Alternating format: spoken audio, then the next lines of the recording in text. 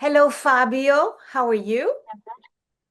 Very good today. Fabio Botarelli is the founder of Chessability. It's really dedicated for students with disabilities, including individuals on the spectrum, where they learn to play chess as a form of developing their cognitive skills, their social skills, as well as their emotional self-confidence. Yes, it's really about, educating the full student, and it's not just about getting better as a chess player, but also just, becoming a more critical thinker, just improving as an intellectual and just having a love of learning that I think the mainstream school system kind of, doesn't accomplish in many ways. So.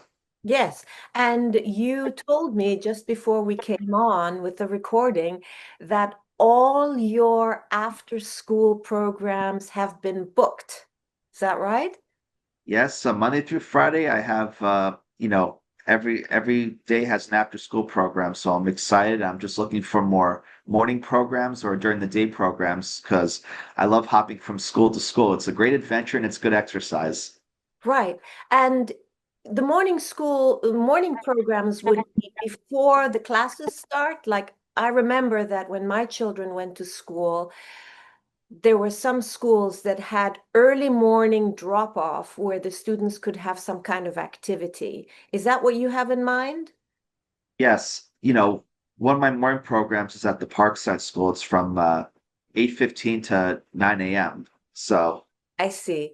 So that's still open to be completely booked up, right? correct. Yes. Okay. And then you also have programs at another school? Yes, I have a few other programs. I'm teaching chess at the Windward School, as I mentioned, Yeah. also the Churchill School and Center, and Yes. also this other program that I started last year up in the Bronx. So Okay.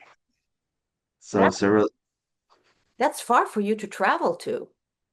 yeah, and through another organization from the Togetherhood program, I teach chess at La Scuola, the Italian school. Oh, nice. Okay. And what time is that? Oh, that's after school. I taught the beginner class last year, and it's from 3:30 to 4:30. But they also having me teach another class there back to back. So there'll be another class then from 4:30 to 5:30. So I'm really excited because I love being busy and I love the school and the staff there. It's very important when you work at a school that the people and the staff are on the same page as you and they're very supportive and they're very accommodating. You want to make sure that when you arrive at a location, everyone's happy to see you and everyone's willing to help out because that makes your life and your job a lot easier. For sure. Absolutely. I agree. And so, talking about school, this second interview, we did part one, which was early childhood development through preschool and maybe a little bit of elementary school. And now I would like to find out what was it like for you to go to through elementary school, but particularly middle school, high school, and even college. What was that all like for you? It was more academically challenging. Of course, that's the obvious. There's, you get more homework. And of course, as you get older and if you want to stand out as a student, you kind of you get enrolled in, more after school activities. Yeah, And also you kind of zone in on kind of how you want to stand out, because when you're in elementary school, you kind of like try out different things. And then when you're in middle school, you start to specialize a little bit more, and yeah, you're still experimenting, but you're kind of getting more towards the specialty route. It's like, okay, I like these interests over others because at the end of the day, it's not about, you know, what I learned when I was a student. It's not about how many things you were part of. It's how consistent you were in the things that you were part of. correct. So, how good were you? How advanced were you in certain things? So, that's what it really was about. Like, were you able to specialize and reach at a high level in a certain activity? Yes, yes. And so you are completely I love listening to you. I love talking with you. But there was a time that you mentioned in our previous interview where you were not speaking, even though you could understand, but you chose not to speak really. And I think that it's important for parents and teachers to get an insight as to what happened then and what happened now that you're so, you're a conversationalist and I enjoy talking with you. Well, it comes down to being familiar, you know. I chose not to speak when it came to, what I would say chaotic social random situations. Like if there's a big party or large crowds, I kind of just naturally shut down for two reasons. Too many topics at once and also overstimulation. That's another thing. Over And also we can overstimulation. well, there is like sensory overstimulation, like Yeah, hyper. sensory overload. Yes. Sensory overload. That's another way of putting it. Was it the sounds? Was it too much to look at? Was it overwhelming smells or maybe the light? Which one of your senses was overstimulated? Sounds was definitely one of them, but also, because again, especially if you have language issues, you're hearing all these conversations.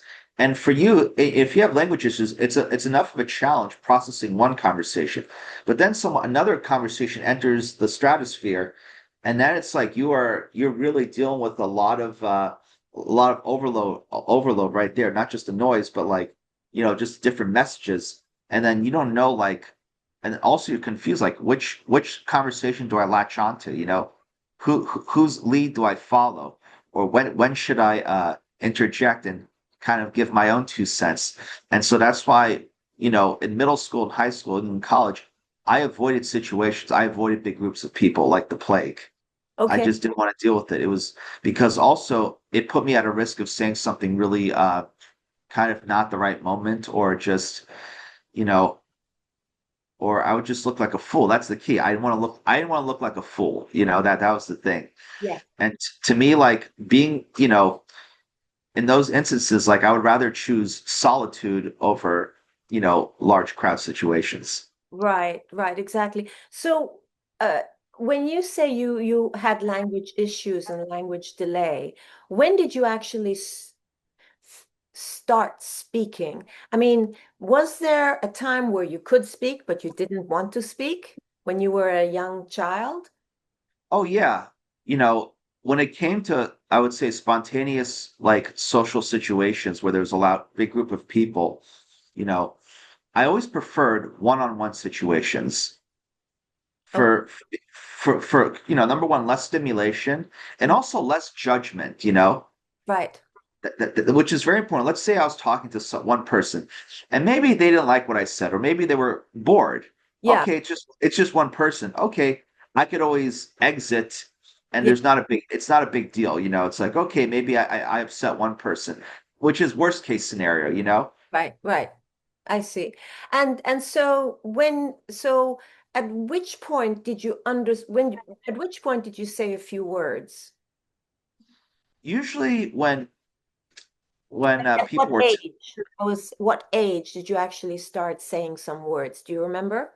I think when I was in eighth grade, I started to get a little more confident in eighth grade, you Okay. know, because I just I started to open up to a little bit more people. Okay.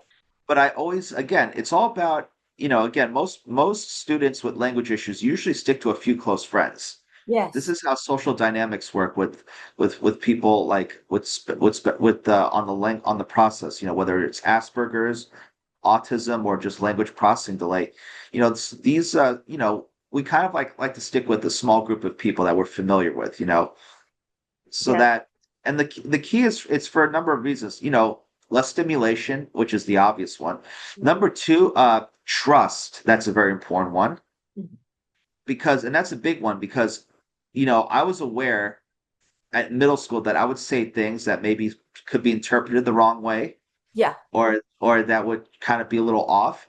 But the Oh, thing was, the other person was so familiar with me, they would just brush it off. And also, it helped that these individuals had the same issues that I had. They also were they had language processing delay, they had Asperger's, they were on the spectrum. So it's like, who are we to judge each other? Yes, yes, exactly. Which school did you go to middle school? Oh, the Churchill School and Center. Okay, okay. And is that where you also finished high school? Yes, the Churchill School. I lucked out because the Churchill School and Center became a K-12 school, starting I think in 2000 I think in the year 2000 or something, but before it was a K through 8 school, so which really helped my family because they we were looking at you know high schools to go to, and there was even talk about putting me in a mainstream high school, and I was not ready at the time. Like every time I visited, high schools, I was shell shocked, like not in a good way. I was like nervous. I was twitchy. I was like, I can't wait till I leave. And what was So it that made you feel that way? I just felt uncomfortable. I Because felt of that, overstimulation again? yeah, and also because, I didn't have the only time like I had limited exposure to mainstream students. Yeah, Uh, usually was during summer camp, yeah. and like I said, when it came to summer camp, it was kind of hit or miss when it came to socialization. Okay, I would usually, when it came to summer camp, where I was with mostly mainstream students, mainstream kids, I usually like gravitate towards one or two people, and I okay. kind of, and I had with the rest of the campers, I was likable because I didn't do anything outrageous. I was just very quiet kid, so you can't really hate the quiet kid. So, but it was more about like I just didn't open up as much. It was like okay, it was like I'd say 2 words or 10 words to one person, and that's it. It's like, Yeah, and then I would stick to my familiar people. So for me, it's like, okay, this isn't just limited to summer camp. This will be like a full year thing. And I'm like, oh boy, I'm not ready for this. This is terrifying. right, right. I got you. So, what was it at the school where you at Churchill that made you feel comfortable? Was it the class size? Was it the environment? For example, the lighting was special lighting, not fluorescent lights, which can be very, very overstimulating for children on the spectrum, for example. Was it the training of the teachers? What was it about Churchill that made you feel at ease, let's say? It was a combination of everything, actually. Well, number one, as you mentioned, the small classroom sizes was very, kind of very imperative because it was like 12 kids and two teachers who had their master's degree. And so none of us felt that we were falling behind. Okay. Like no one felt neglected. If someone needed help, like I could just, raise my hand and I wouldn't have to feel that I was inconveniencing, an instructor because, there's always that fear, like, that self-conscious fear that, okay, I maybe if this were like a big group of kids, there's always that fear like, oh, I don't think this person wants me to help them all the time, Yeah. or they want to help me all the time. But that fear was kind of dispelled. As a matter of fact, in my school, they encouraged us to ask for help, which Okay. was very liberating. Yeah. So it's like, wow, you don't have to feel like a fool because, I would kind of struggle on certain things like misinterpreting what a question asked me because again language issues, if you Yeah. want to write an essay like okay, what does the question ask of me, Yeah. needing that guidance sometimes, or how should I interpret this, Yeah. because when I would sometimes I would write a really good paper. Writing was always one of my strengths, but sometimes I would not get a good grade because I wrote about the wrong topic. Interesting. Mm-hmm.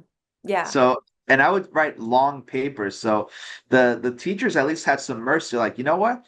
He at least answered part of the question, right? So we're gonna give him at least a decent grade, but say, okay, this is so it's like come to me and ask. Because I was really a quiet kid. So I was always had that, I was still trying to come out of my shell middle school a little bit. Yeah. So I was trying because and again, with middle school you have to write more papers. Yeah. This is where like papers become more of a thing when it Yeah. comes to your education. Correct. Yes, absolutely. And so one was the 12 students, two teachers, and then the encouragement to ask for help and allow yourself to feel vulnerable and not be worried about being judged. So that was another part of it. And was there anything else that put you at ease in middle school at Churchill? Well, it was the fact that, the other kids, the other students, we all kind of didn't judge each other for asking questions or asking for help. Got you. There was no such thing as a bad question, and that was the key. Yeah. And again, that was another really part of my education was that the teachers always encouraged us. They said there's no such thing as a bad question. Now, of course, you had one or two wise guys that would ask the dumbest, like really off-topic questions just to, be like, kind of be a little disruptive or just they had a good sense of humor. But the teachers would laugh it off. They'd be like, yeah, we didn't mean it, we don't mean that extreme, like completely off topic. So Yeah. but it was fun. It was a very warm environment. That was the thing. The ambiance. It was just that feeling like, you could be, yes, we're embracing more responsibilities, we're learning more advanced things, but you still have that you could still be a kid at heart. You can Oh, still explore, you can still, goof off a little and not be shamed or reprimanded in a harsh way unless you did something really over the top. But that was hardly the case. Most of us, the worst that all of us were maybe we goofed off a little bit like all middle school kids do. But that's it. There was nothing like extreme or crazy. Like it just was, we were just being, preteens or teenagers. That's it. okay. And so may I also ask, was everybody really happy, or were there some students who were really struggling emotionally that you noticed? There were some of them, and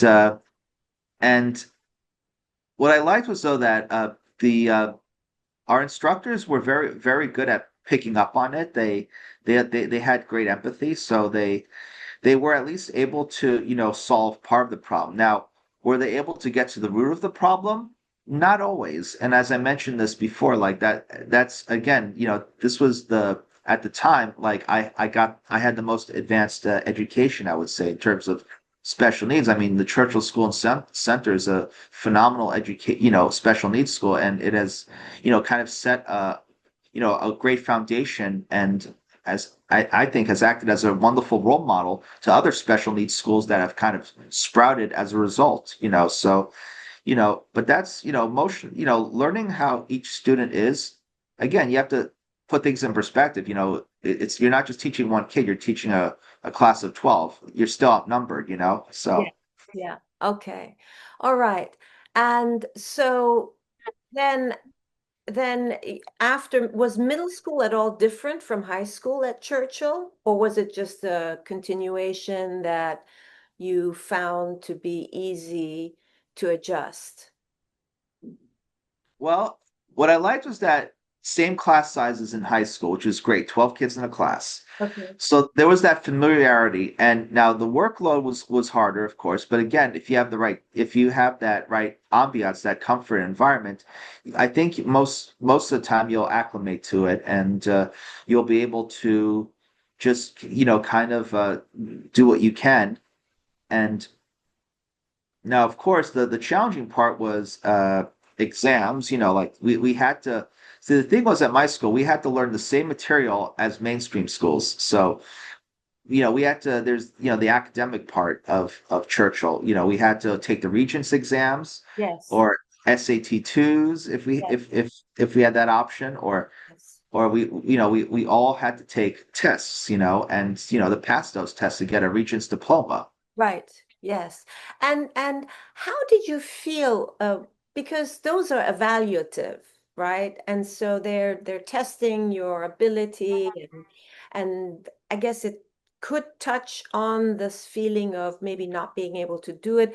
Was there any test anxiety, or how did the school, if there was, how did the school deal with test anxiety? Well, the good thing is we did receive accommodations. We got extra time on tests, which was great. I thought that I always love, the accommodations. I think that giving special needs students accommodations like a note taker if they need one, or just extra time, that is very important because it allows us to, to kind of just focus on what we learned Right. and not stress about time because we don't, special needs students, especially those with language issues, we definitely need time.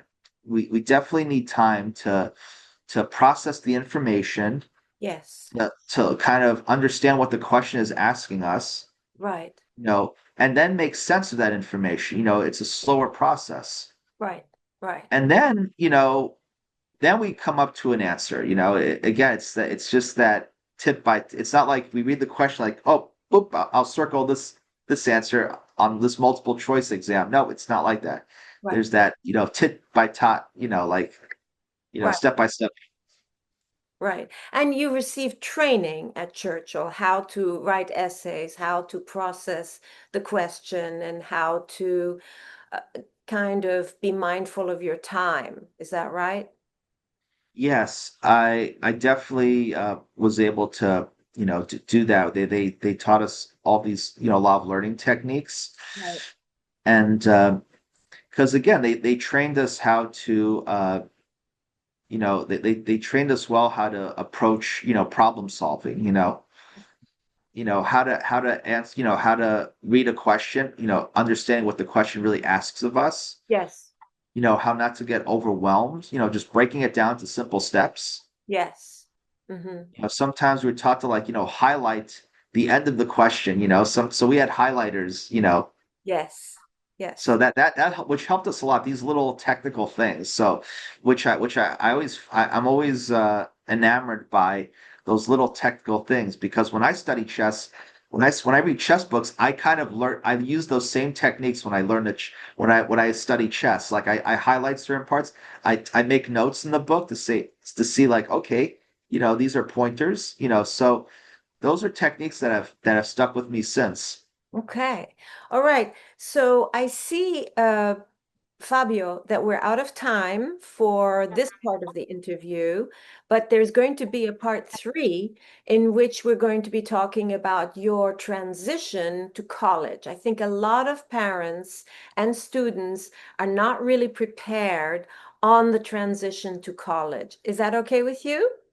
Yeah, that's fine. I think it's a good way to split it because that's a whole nother ballpark, and it's the information that I'll give is very different because it'll involve, you know, facts like, okay, how do you choose the right college, Exactly.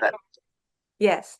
Okay. So, uh, bye for now, and we'll be back for part three.